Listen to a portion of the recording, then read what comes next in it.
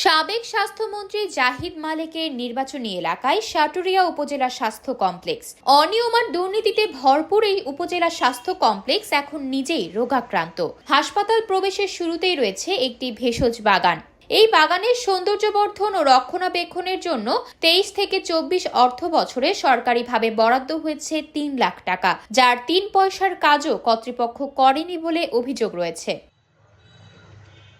বাগানটিতে বিভিন্ন ধরনের সিজনাল ফুলের গাছ ছাড়াও আমলকি, হর্তুকি, বহেরা, চিরতা, তুলসী, লজ্জাবতী ও বাসক ছাড়াও আরও বহু ধরনের গাছ থাকার কথা বলেছে কর্তৃপক্ষ।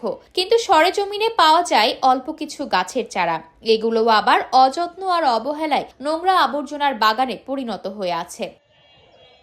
ধুলাবালিতে ভরপুর হয়ে আছে বাগানের চারাগুলো। মরে গেছে বেশ কিছু গাছ। ডাবের খোসা ও চিপসের প্যাকেটের খোসা সহ হাসপাতালের বিভিন্ন ময়লা আবর্জনাগুলো রয়েছে বাগানের মধ্যে। অথচ এই বাগান রক্ষণাবেক্ষণেই 3 লাখ টাকা পুরোটাই তুলে নিয়েছে কর্তৃপক্ষ। এর আগের বারও বরাদ্দ হয়েছিল 1 লাখ টাকা। বরাদ্দ আসছে 3 লাখ।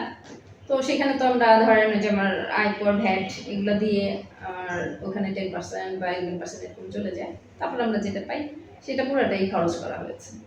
মানে এটা হচ্ছে আমরা গাছ কিনেছি, গাছ লাগানো হয়েছে, আর সেখানে হচ্ছে একজন মালি তো পক্ষে একা সম্ভব না, তো তার সাথে লোক রেখে করা হয়েছে। প্লাস হচ্ছে নতুন বাগান তৈরি করা হয়েছে। আমাদের যেটা বললাম, বাগান তৈরি করতে কিন্তু প্রচুর খরচ যায়।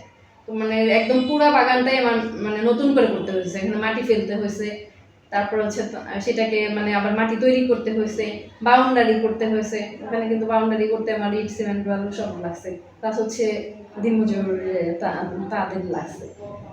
এগুলো মিলে মোটামুটি মানে আমার যা বিল আসছে ওইটুকুর মধ্যে সাধ্যের মধ্যে যতটুকু সম্ভব। সরকারি বরাদ্দের কথা অকপটে স্বীকার করলেও এসব বিষয় নিয়ে কোনো কথা বলতে রাজি হননি সাটুরিয়া উপজেলা স্বাস্থ্য ও পরিবার পরিকল্পনা কর্মকর্তা ডাক্তার মোহাম্মদ মামুনুর রশিদ। আসলে বিষয়টা তো 23-24 অর্থ বছরের কথা আপনি বললেন, আমি তো বিষয়টা আপনার মাধ্যমে জানলাম। তো আমার মনে হয় এই যে অভিযোগের প্রেক্ষিতে আমি সরেজমিনে বিষয়টা আমি দেখি এবং সেখানে আমি পরিদর্শন করি। যদি এর সপক্ষে কোনো যুক্তি থাকে বা সত্যতা থাকে তাহলে তার এই বিষয়ে প্রয়োজনীয় ব্যবস্থা গ্রহণ করা হবে। ভেষজ বাগানটি পরিদর্শন শেষে প্রয়োজনীয় ব্যবস্থা নেওয়ার আশ্বাস দেন মানিকগঞ্জের civil surgeon doctor Mohammad Moksedul মমিন।